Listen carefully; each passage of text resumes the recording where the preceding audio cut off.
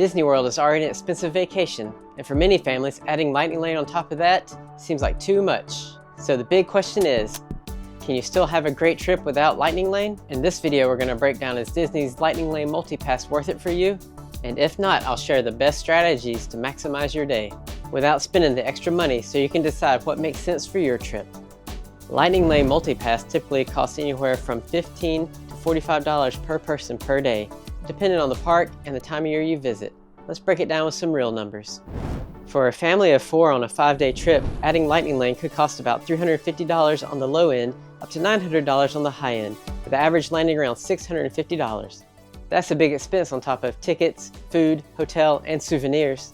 If that $650 price tag doesn't stress your budget and your priority is riding as many rides as you can with as little wait time as possible, then Lightning Lane can be absolutely worth it, and I'd say go for it. If that price tag makes you hesitate, you're not alone and still have some solid options.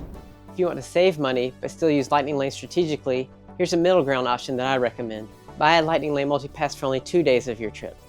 1 day at Magic Kingdom and 1 day at Hollywood Studios. These parks have the highest concentration of popular rides with long wait times, so this is where Lightning Lane gives you the most value. For Epcot and Animal Kingdom, Lightning Lane is much easier to skip if you plan well. So what is the best strategy if you don't want to spend any money on Lightning Lane? 2 words: rope drop. You're going to have to get up early, but this is where you win. Rope dropping means arriving at the park before it officially opens and heading to your top priority attractions as soon as you're allowed. This strategy works best if you're staying on Disney property because you get early theme park entry. For example, if Magic Kingdom opens at 9 a.m., early entry starts at 8:30. That 30 minutes is huge. You can knock out 1 major attraction and get in line for a second major before the park even opens. Here's an extra tip. The parking lots usually open 1 hour before early entry. So if early entry is at 8:30, the parking lot will open at 7:30.